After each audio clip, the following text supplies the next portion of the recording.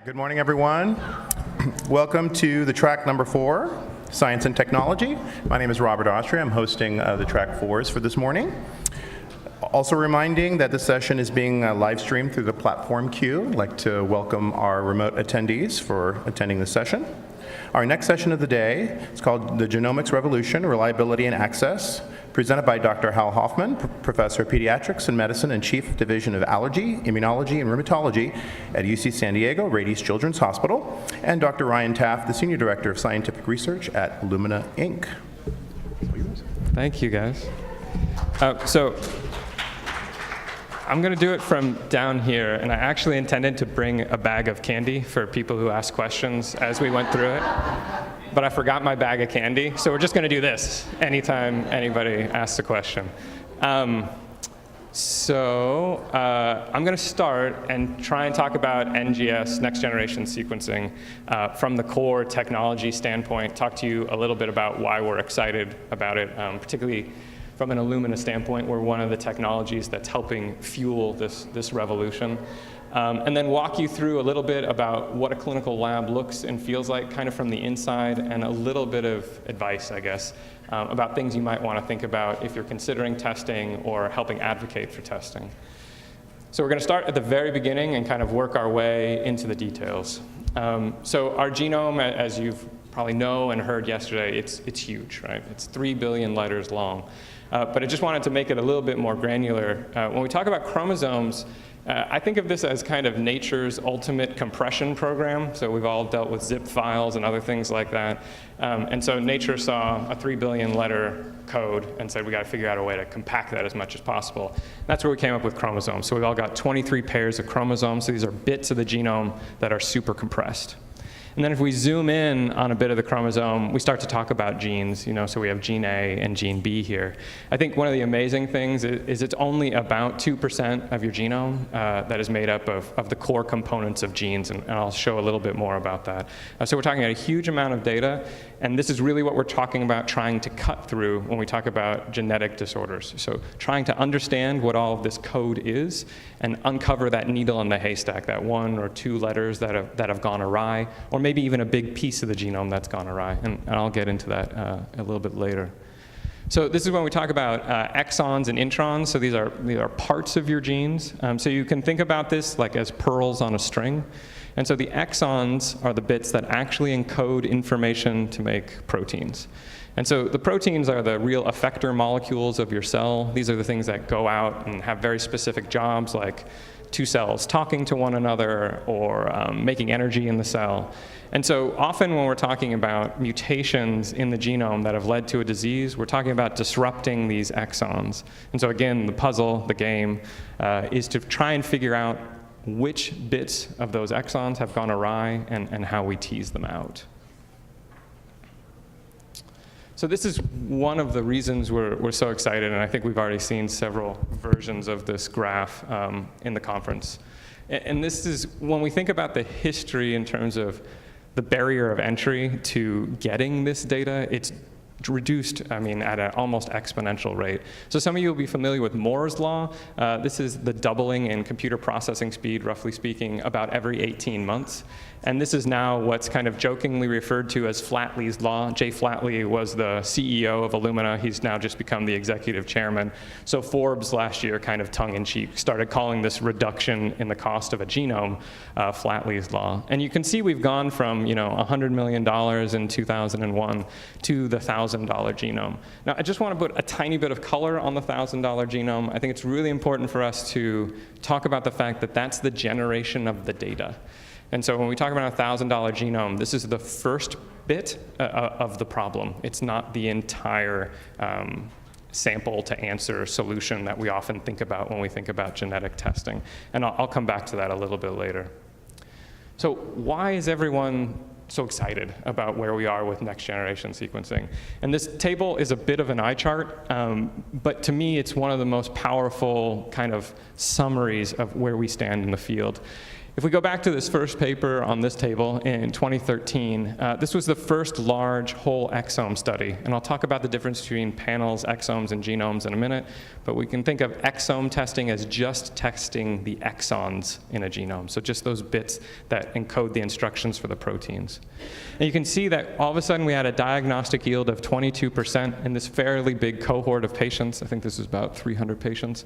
And that was against a background of about 5 to 10%. And so all of a sudden everybody went, wait a minute, we've just doubled diagnostic yield by employing a new technology. And over the next few years, we've just seen it continue to creep up. And so we had another study published at about the same time, 25%. Follow-up study to one of these first papers was 25, 30%, and it's just kept going and going and going. And so now we're starting to see this kind of looks like it's leveling out at somewhere between 35 to 55%, and it really depends on a few things. One of them is the patients coming in. So different clinical indications have different diagnostic yields. So neurodevelopmental disorders are doing really well. We seem to have a really high hit rate. When we start to talk about disorders that seem to be polygenic, that is having more than one gene involved, we're not doing so well because the science isn't there yet. But overall, we're seeing patterns that make us really excited about the future of the technology. And the more patients we test, and the more, to come back to a theme that's ever present in this meeting, the more we centralize this information, the better we're going to do, because we're going to learn a lot about what these patients look like. So I'm just going to talk about the fundamentals of what we mean when we talk about DNA sequencing for a minute, and then I'll get into the technology itself. So it really is reading off the order of bases. So these are A's, T's, G's, and C's, and these stand for the chemical composition of DNA. You can identify inherited or acquired mutations. So we're only going to talk about the inherited ones today. And what we want to be able to do is, of course, assess the consequences of the variants and the mutations. So it's getting that information and then annotating that information. So actually, you can think of this as metadata we're putting on top of the data we get from the sequencing. And we've come a long way. So the kind of gold standard for a long time, and in some cases it still is called Sanger sequencing. I'll talk a little bit about how that technology works. And then we had capillary machines. We had the start of NextGen in 2014. We had this $1,000 genome barrier broken. So you can start with DNA or RNA molecules. So this means somebody's got to isolate out the DNA from your cells or your patient's cells. It can be amplified or non-amplified. Now, this is getting into the weeds a little bit, but I think it's an important distinction for people to understand. When we amplify DNA, it's possible for us to introduce permutations and errors into the sequence. It's just like making a bunch of photocopies. Sometimes errors creep in. And so there's a move in the field to try and get away from that. So you go to directly sequencing the DNA as native as possible. So you don't really touch it or alter it. And so we can get as clean a signal from the data as humanly possible. When we start thinking about kind of the impact of going from some of these previous technologies to next generation sequencing, this is when you start to see kind of some numbers that really suggest we're starting to be able to push this to industrial scale. So before we were talking about 300 kb, so this is 300,000 bases of DNA a day. Now we're talking about 600 million gigabases a day. So we're talking about just massive changes in the scale. And the cost, you can see. Accuracy, this is another one that's really important to me. The clinical lab at Illumina reports up through me, and so we are obsessive about making sure the data is as high quality as humanly possible, so pushing that accuracy up. And then that completeness, this is referring to the whole genome, and I think this is kind of a nuance, but important to understand that when we talk about sequencing the genome, there's about 5% we just can't get right now. And that's just because of the composition of the DNA. And so it's just a kind of point that we're not even to the whole genome yet. There's still improvement to be done there. So one of the things I think that's most exciting about next generation sequencing is it's this transition from thinking about our genetic code in an analog matter to a digital. I mean, it is a representation of the age we find ourselves in.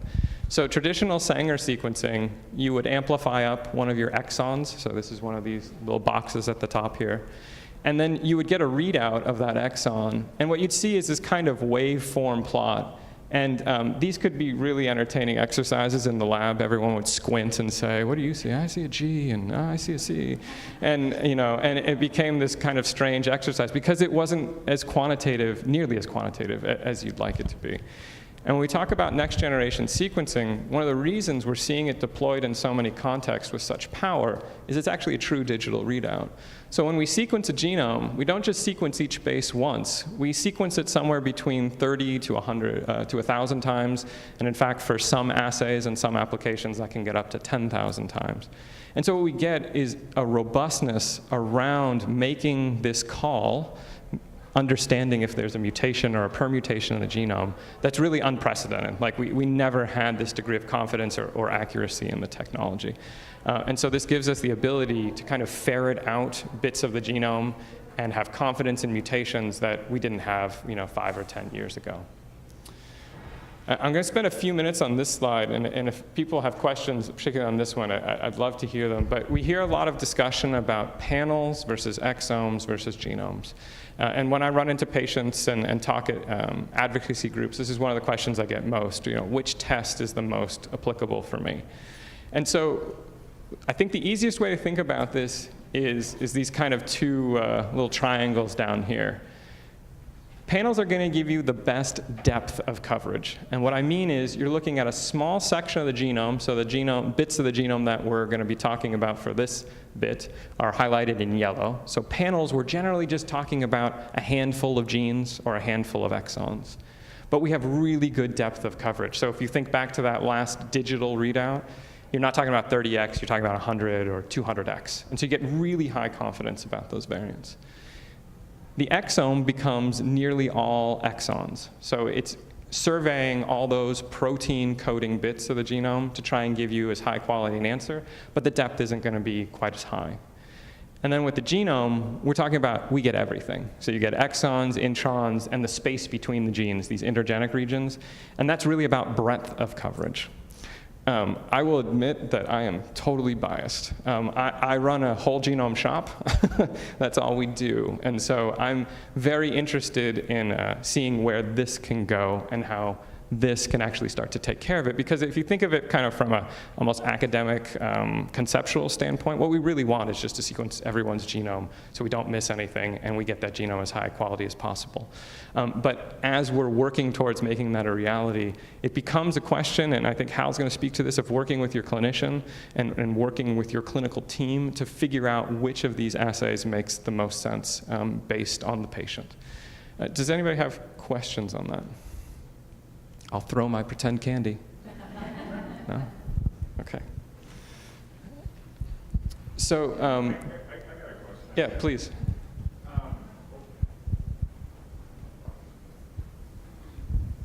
So I'm understanding the panel, the exome, and the genome. Yep. My question, I guess, is where's the technology changing? My son was exome sequenced in 2013, and right now I'm amping my doctors up to recycle that same information through the exact same computer and hopefully get, because we've grown in the past 3 years. Yeah.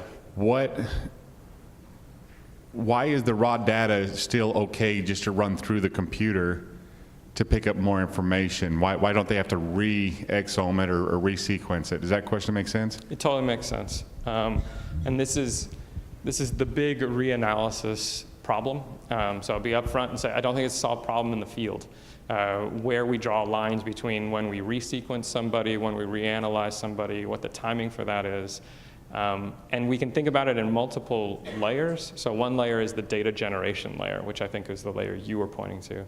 The second is that if you trust the variant calls, so you trust the information you extracted out of the data, there might be something in there that we miss at a particular moment in time because of where the field of research is.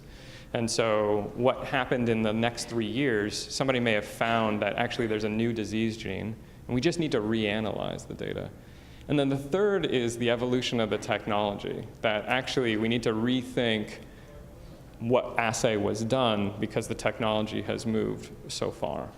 I can tell you from a personal experience that we're involved in a project right now where it's really clear that the combination, from a research standpoint, this is not from a clinical use standpoint, from a research standpoint, it's clear that reanalysis combined with selective resequencing, depending on the patient, is giving us somewhere between a 5 and 10% bump in our diagnostic yield. And so we're all feeling this out. And I think there's actually litigation right now in the Athena case about a variant that was the interpretation of the variant was questionable based on the litigation that's been brought forward. They said there should have been a reanalysis and a reclassification. I'm not taking a position on the case, just to point out that the field is in the midst of trying to figure out the best way to do this and the cadence at which it happens. Did that answer your question? Yeah. The only reason I say a little bit is because the exome obviously didn't come up with anything. Yeah. Now NIH, they're grabbing the data for themselves so they can look at it and read it with their own eyes, and they're moving on with Genome. And I'm just kind of, why are we looking at exome if we're going with this super powerful whole genome sequencing, which I understand is the granddaddy of all sequencing? What value is there to research that, or do I keep, pinging my insurance because I've got good action with my insurance to keep kicking out money to do this for me? So I'm definitely happy to take this offline, but I would think of it as two distinct problems to solve. One is reanalysis of the data you already have to make sure there's nothing that's been missed. And the second is to ask the question of whether the assay that was originally done still makes sense based on where you find yourself after that reanalysis. So kind of related, hopefully. My son, we're currently awaiting the results of his whole genome sequencing, and he has one disorder, and they're looking now for something metabolic, potentially. There's a few that his urine organic acids have kind of pointed to, but not a ton. So anyways, there's a few in particular, and then they're just looking in general to see if anything is going on. How confident can I be that those few in particular they're really looking for? They said basically the whole genome should cover it, and we shouldn't need a specific test. But if the whole genome comes back and doesn't show that, should I be pretty confident, or would it still pay to maybe go back and do those specific tests? That's a great question. Thank you. So one of the nice things about a whole genome is because it's not targeted, because you're not saying I'm just going after that, you can kind of get a high-level view of how the whole test is performing against all of your DNA. And what the readout is called a no-call region for a genome. And so this is an area of the genome where the assay says, I couldn't make a call here. I didn't have enough data, the data was messy, or something like that. And so that would be what you should be thinking about asking your clinician and the test provider to make sure they can provide you. So that if there are particular genes of interest, you make sure that they were covered. So make sure that the particular genes of interest weren't in a no-call region then. That's right. Okay, That's thank right. you. Appreciate that. Yeah. All right, I might move forward. Some of my engineering colleagues don't like the title of this slide. But it's actually a compliment. So they've gotten the technology to such a point that 5-10 years ago we were really fixated on how do we get the data, how do we get enough data, how do we make sure it's robust, and we're going to keep working on those problems as a field, as a company. But I think the problem space now actually sits downstream of the data, and that's where the bottlenecks are. So after that data comes off, I'm just going to touch on these high level, just to give you a sense of kind of what this data has to go through to make it actionable for an end user, for a patient. So you've got to call the variants. So this means that we've got to take the data, and then we have to look for those variations in the genome. Then we have to annotate those variations. So we've got to go in and say, this one's in a gene, it causes this kind of change, and that's something that we might want to look at. It might be damaging. You get a lot of that data even after the annotation, so you've got to filter that. So you've got to use that extra information you've layered on to start to parse that list down much smaller. Then you've got to have a team, this is a clinical lab team, that's got to interpret and curate that information. So somebody's got to sit down and look at those variants and really lay an expert eye on it to find the ones that are likely to be causal. And then you've got to report that back out. And I think this is a pretty standard, or representation of a pretty standard workflow, but there's a lot of computational and software steps in here, and this is where we're going to see the most movement in the field going forward. It's also the place where we'll see the most growth, and so we'll get this to be easier and easier. Right now, in our clinical team, it's still taking somewhere between 8 to 10 hours per case of man-hour time. And when we talk about truly industrializing this, we've got to shrink that.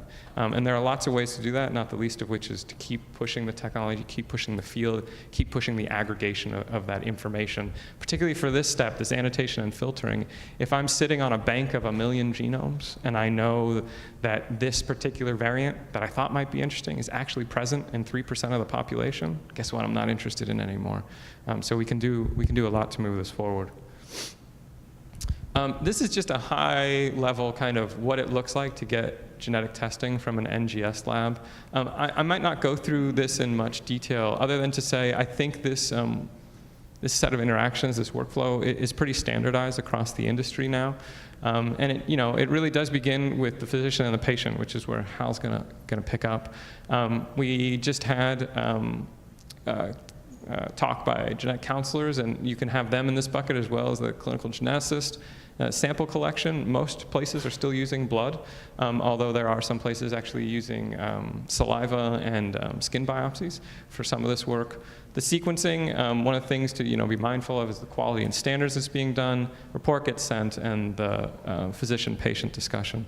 And so this is the standard workflow. There's lots of boxes I would like to add around this to really make this a circular process so that everybody has visibility to the right bits, but this is where we are today. So what is the idealized solution?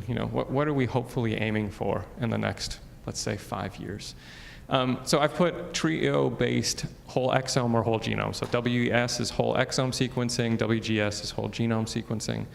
And what we'd really like to see is that clinical testing is indicated. You test all relevant genes simultaneously, you get the evaluation of the test results, and you return a diagnosis to a patient, and you're looking at a time frame around a month. That's what we'd really like to see. I'm involved in one clinical trial where we're actually doing this prospectively. So we have children with white matter disorders, so these are central nervous system disorders, and they're getting a genome as soon as their MRI comes back abnormal. And so we're really starting to test what this would look like. The goal here, actually this was a mandate given to us by the father of a patient. For those kids with white matter disorders, 50% of them remain undiagnosed, and his challenge to us was to take that down to less than 10% by 2020. So that's what we're trying to do. And so one of the ways we're trying to do that is get genetic testing deployed quickly before these kids get on a long diagnostic odyssey. Now the reason I put this up as an idealized solution is because we're not there yet. So much of the field's moving quickly, and there's few industry standards. So this kind of goes to the bottlenecks are downstream of the data, and so we've got to continue to work on that. Many clinicians need further education. Present companies certainly accepted. But we do certainly have conversations with clinicians who could benefit from use of the technology, and they're simply not aware of it, and they need some help getting oriented. And access is still limited, and I'm sure people in this room have encountered this. There's relatively few test providers given the overall burden, and cost insurance coverage. We could have a whole talk just on this, right? So there's only one insurance company in the US currently covering exomes, that's Cigna. No one else is doing so. I'm in kind of almost daily conversations about how we help move the needle on this one. But until we get insurance over the line and make this standard of care for patients, it's going to be a slog. And that may be, if I had a request from the global genes audience, this is where I'd want to push, because that could really move the needle in terms of the availability and the uptake of the technology. So kind of final thoughts from somebody who's on the inside, who's involved in the testing. Phenotype really matters. And so yesterday in my panel talk, I said, I like to think of it as the genomics data as one layer and then layering the phenotype on top of that. And that seems to work really well, both from a practical standpoint and from a computational software development standpoint. So if that's something the community starts to take up, I think we'll see that kind of strategy get embraced. The most complete test request forms we get come from specialists. So these are from medical geneticists who really understand the space, or from parent-patient clinician partnerships, and we actually have an example of one of these in the room, where we really see the parent take a high role in working with the clinician, partnering with them to get the right test at the right time for their family. Last thing, you can ask a lot about what a lab does. So if you want to make sure that you're getting the right test, by law, the lab has to make quite a bit available in terms of what test they're running, kind of why they're running it, and the test performance metrics. And you can even ask to make sure that your test met all those metrics. So if you really want to make sure you're getting the right thing, I wouldn't hesitate to do that. So kind of my conclusions from this section, I think NGS is transforming how we think about diagnosing genetic disorders and the diagnostic odyssey generally. I refer to exome and genome testing as agnostic because you're not making any assumptions from the outset. And so I think this is really showing substantial gains. There's still a lot to do. And my cautious optimism is we'll see clinical WGS as a routine reimbursed test in the next 5 years for the right populations of patients. And we're really working to make that happen. And with that, I'll hand over to Hal.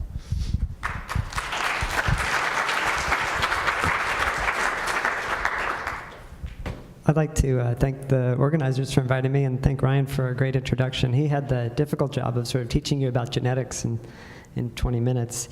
I'm a physician, so what I hope to do today is give you the physician perspective of the whole genomics revolution.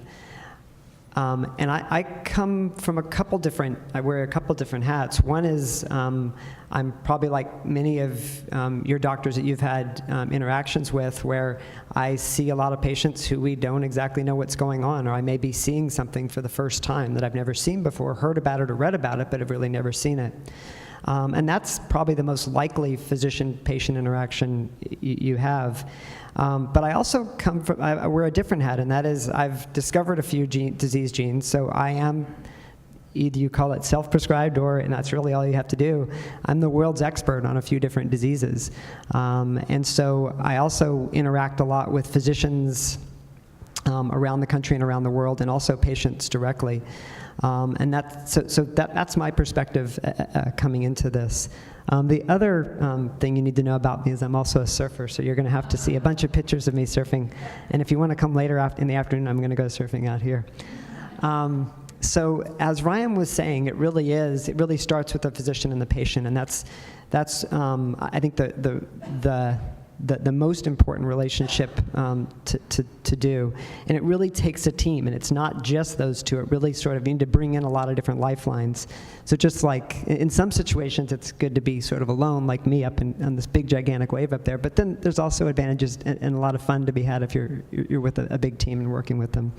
So as a patient, you need to get help, and that can come from patient support organizations. Rare Genes is one of them, but also all the others that are related to your particular disease.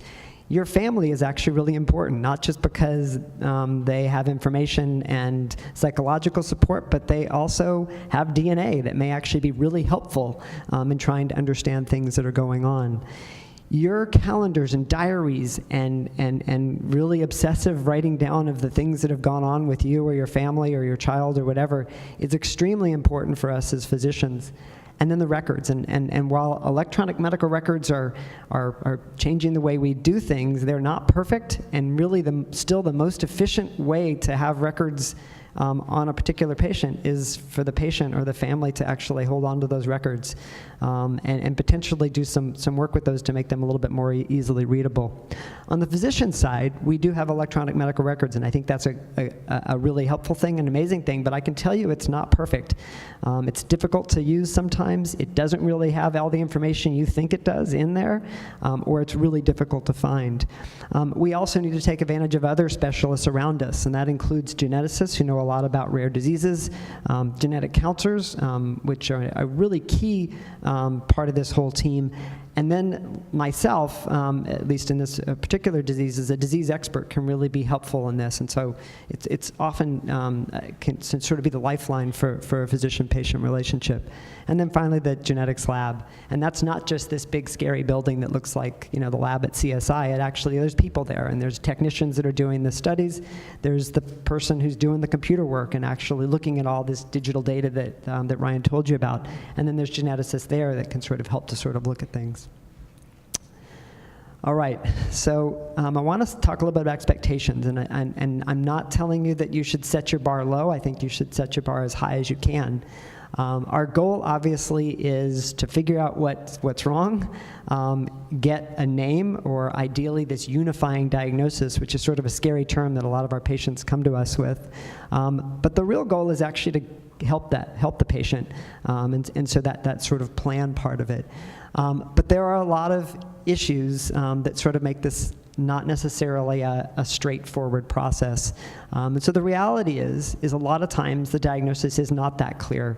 Oftentimes, and physicians hate to be ignorant or hate to be the ones that say, I don't know, but I end up saying that a lot because we really don't know about most of the cases that we see. It can also be complicated. As we do more genome sequencing, we're seeing more patients with multiple mutations in different genes, and it probably is going to be sort of a combination of different things. And then there's the thing that everyone sort of fears, which is you don't have a diagnosis. And I can tell you that I agree is not a good answer, but sometimes it's better than the other answer. One thing that doctors like to do is we like to rule out the bad things, rule out the actionable things. And so by getting a no, it's sometimes a good thing as well. On the plan side of things, a cure is obviously what we're all going for, but it may not be quite so good. There are some diseases that can give you a therapy in which you can control the symptoms. These can be very effective. Sometimes they can be partially effective. There are sometimes medications that are out there and already FDA approved, and then there are others in different stages of development. And that can include clinical trials that you guys have heard about earlier in the meeting, or drugs that are in the pipeline that haven't quite hit humans yet. Therapies that are effective can also be dangerous. Anytime you have a drug and you're doing something to the body, it can have side effects. And there are situations where the drug itself can be worse than the disease. And then there are many situations, obviously, where there's no therapy. So that's sort of where we are. It's important to note that even if you do get a genetic diagnosis, it doesn't mean there's a cure. It means you can work towards that. It means you would definitely have more information, but it isn't there. And so what's important to remember is the most important thing you have is actually a plan, and that's something you work together with your physician on. All right, so this is me surfing in San Diego, and your question is probably, is it a shark or a dolphin? It's a dolphin, so you guys can all relax. We see them all the time. But what I want to bring up is sort of the pitfalls, sort of the issues in genetic testing, and a lot of this Ryan touched on. I want to just sort of expand a little bit. Obviously, there are some technical limitations, and Ryan mentioned a couple of those. One of the other things is actually that I actually think is the most difficult is actually how complex the biologic system is. And so while we think that genetic mutation is sort of the answer and is going to give us everything, it's not quite that simple, and I'll talk about a few things. And there are obviously some other issues, some of which Ryan brought up. So let's talk about technical limitations. So Ryan showed you that accuracy is 99.999% accurate. That is amazing. Nothing is that good. But when you're dealing with 3 billion base pairs, that's still thousands of mistakes. We'll get those down, and I think it's going to get better and better, but it's not perfect. The completeness is greater than 95%. That's amazing, but that means, like Ryan mentioned, we're still missing large chunks of the genome, and maybe those aren't important parts, but maybe they are, and we don't know. There's still humans involved, and I think that there always should be humans involved, but we all sort of think computers are perfect, but those computer programs need to be set and established by humans that are picking limits that are trying to give you the best sensitivity and specificity. And just by those two things, you're going to lose some stuff. And then there are assumptions made, even in NextGen, where you're deciding whether or not this is a dominant disease or recessive disease or sort of how it's passed along. And so you have to sort of think about those things. The other thing that's really important, and this came up, I think, just a minute ago, we were talking about reanalysis, is all these interpretations are all still based on what the latest published literature is. Now, what's published is behind what's known, and what's published still sort of takes a lot of time to sort of get out and get known.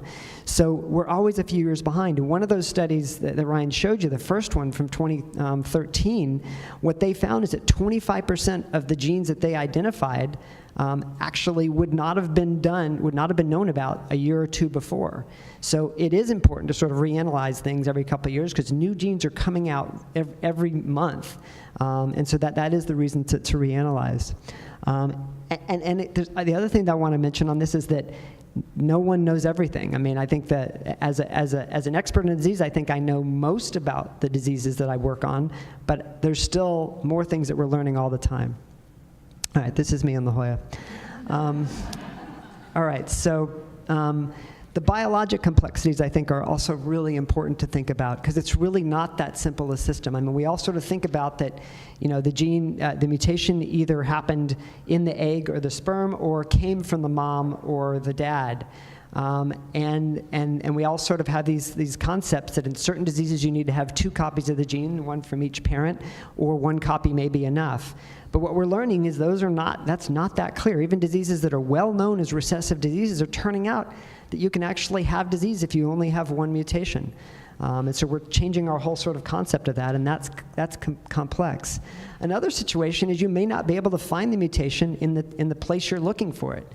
So somatic mosaicism is a situation where the mutation actually occurs later on, not in the egg or the sperm, but actually in the embryonic stage. And so then, therefore, only a few percentage or a small percentage of your cells actually might have the mutation, and it may not be in the blood where you're getting it, or it may not be in the skin or the saliva.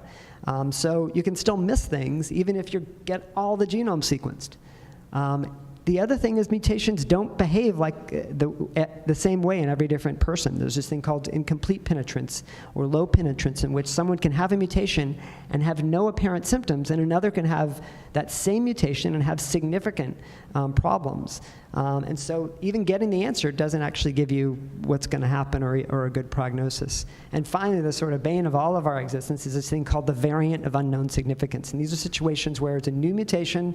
It might be damaging, it might have a problem, but we don't know. And we'll have to do some studies to figure it out, or we'll have to get more patients out there to sort of figure it out. But most of the stuff we find now are variants of unknown significance, and that's really a challenge. All right, what about some other pitfalls? Well, one of the problems from a doctor and patient situation is sometimes we have too many choices. Which method do you choose? Do you go for the panel, the exome, or the genome?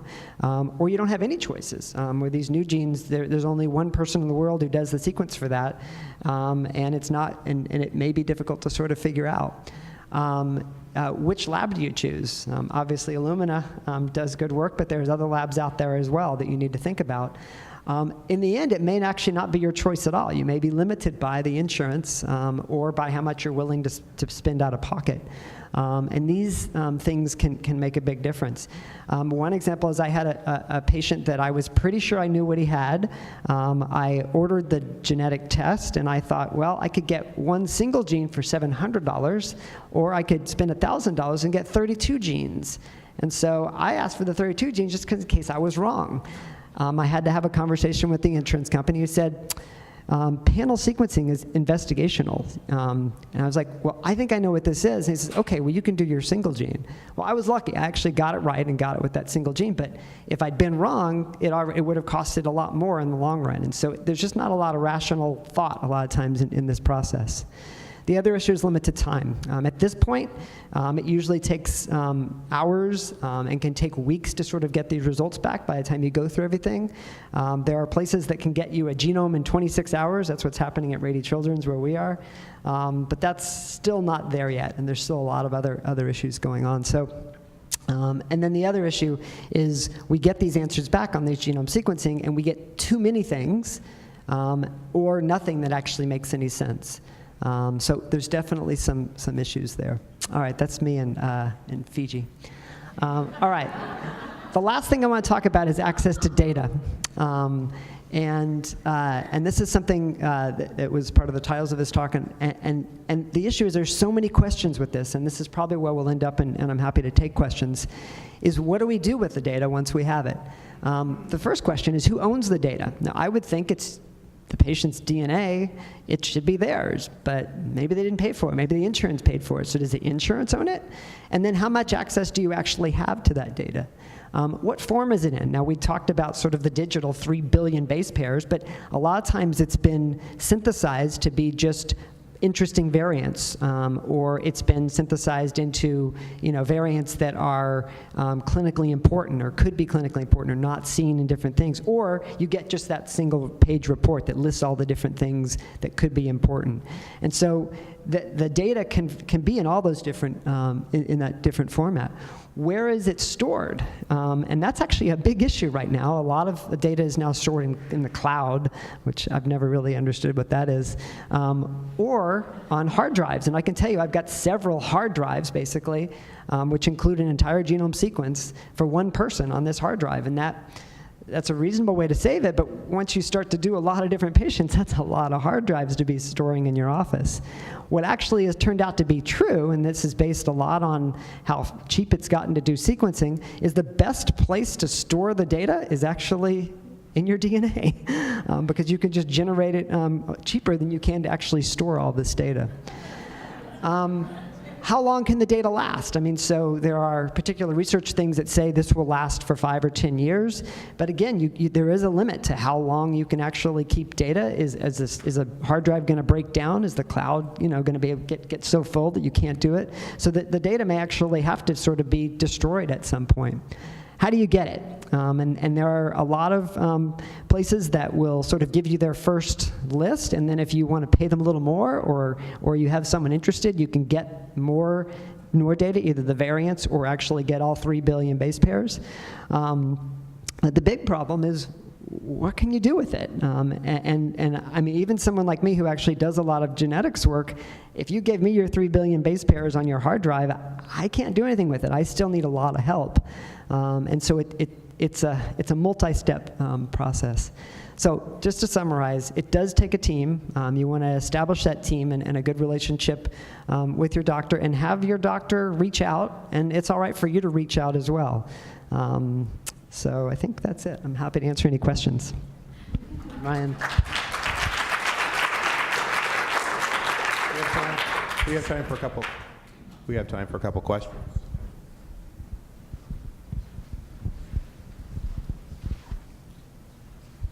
I got actually two ones real quick. Ryan, you mentioned at the beginning the $1,000 test cost.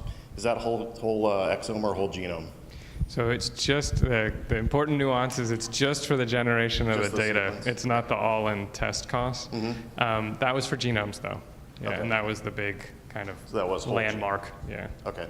And then the second question is, if you're not fortunate enough to have Cigna as your healthcare provider, is there any advice you can get to navigating and being able to get that whole genome or exome pushed through? It's a case-by-case push. I mean, basically, the answer is always going to be no. Even for Sigma the first time, they're going to say, no.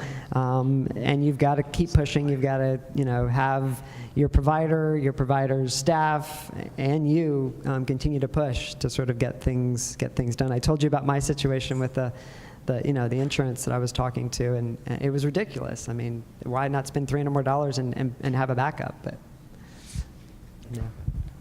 So I'll preface this by saying I'm not a real doctor. So my friends who are doctors, the clinicians I work closely with, they've just hammered on what Hal said. One clinician I know who I work with a lot with these kids with neurodevelopmental disorders, she told me she just gets on the phone and refuses to hang up until they approve it. So I think you need to find an advocate to help you through the process. We're working on our registry for PKU, and we're one of the ones where it's you can get your mutation. And so in collecting our mutations of everybody, we're trying to figure out, we can do the genotype, and there's hundreds of different mutations of PKU, but is there value in doing the whole genome rather than just the panel for PKU? By Hal's face, I'm going to let him answer it first. I don't know. I really don't. I can imagine situations. I mean, as I said, it's always more complicated than you think it is. So, on the surface, I would say all you should need to do is look at peak, but it may not be that simple. There may be more things involved. Yeah, there's no way to give you a specific answer on that. Sorry. Yeah, I'm going to further dodge and say that my first question would be is kind of where it is in the life cycle of one of these given patients. We definitely see cases where people think it might be PKU or something else, and turns out that when we do the agnostic approach, like an exome or a genome, it turns out it's this other thing over here. So it's kind of the single gene versus panel question. My ultra dodge answer to this is, the thing I can say about next-gen sequencing is it's not going to get slower and it's not going to get more expensive. And so some of these problems will begin to resolve themselves as the trajectory continues towards making this kind of standard of care and democratized. Hi. I've been involved with Celera, Complete Genomics, Illumina, watched the genome drop from millions to what I say now, where parents could get a trio done for their exome for about the price of a year's worth of cable television, right? Premium, right? Yeah. We're approaching that point, I think we'd agree. So do I go Netflix and get my trio done? Or, it becomes a personal decision now, independent of reimbursement, from my mind, if you've got premium cable, which I don't. But my question is, now with these consumer exomes coming out, CLIA grade, CLIA lab, clinical grade, what do you see the impact of that coming your way? And how far do you think that can, and I know it's disease dependent, but overall, how does this fit into, whole genome versus exome and the clinical impact? I love questions where I'm asked to predict the future. Look, I'm biased, right? Like, I'm an Illumina employee. I took this position 2 years ago because I started working with kids with rare disorders and was like, where can I go to make this available to every child who needs it, right? So my answer is kind of shaded by that, and I just think we're going to see an explosion of this. I think, though, that I get nervous. One of the things that makes me nervous is the infrastructure that's going to surround this. To the data is the easy part piece of this.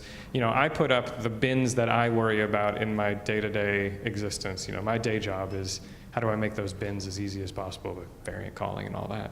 But then we get past that, and that's the clinical infrastructure, the support, how do we make sure these patients are getting where they need to go, and so we'll just keep seeing the bottleneck move further and further down, which is, I think, the right thing that should happen, right? It's great. We generate a genome now. Okay, now we're stuck here. And we'll just keep moving that down. But I think it's going to take a while for all of us to gear up for this. I mean, we're talking about the same kind of ramp for other technologies like Facebook and whatnot, but with much more personal ramifications to the individual. And so it's going to take society a little bit of time to catch up.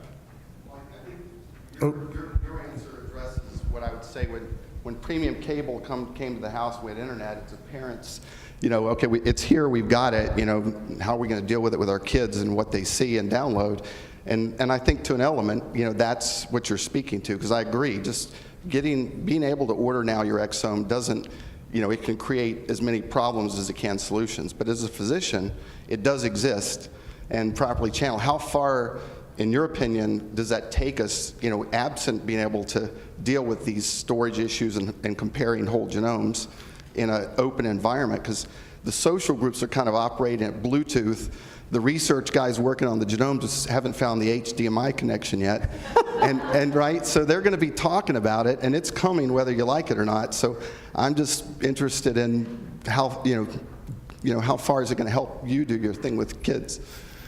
Well, I can tell you what's happening now that I'm seeing a lot of, and again, this is going to change, as Ryan's saying, over the next few years, but what we're seeing a lot now is and it sort of is focused on kind of the way doctors think, and the way we've been taught, and that is to sort of think about classifying diseases. And so that the panel concept, which Ryan talked about, which used to be a panel of Sanger sequencing, but now is actually these panels, what's happening is they're doing exome sequencing, but then just giving you the 40 genes that you might be interested in. Now that then means that there's data deeper, that and then getting to that data is going to be an issue. But I think that panel thing works better for the way doctors sort of been trained. Now we got to change the way we think, and a lot of doctors don't get genetics at all, and I'll fully admit that. And it's not I mean, some of it is it wasn't taught much in medical school for a lot of us, and we're trying to fix that.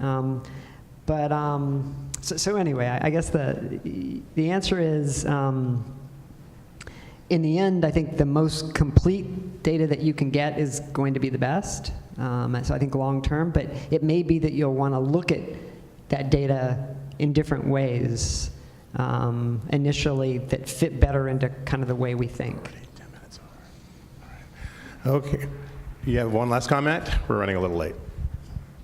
Oh, do you have one last comment? Because it's you. No. Okay. Well, let's give a round of applause to our panelists. Thank you, guys.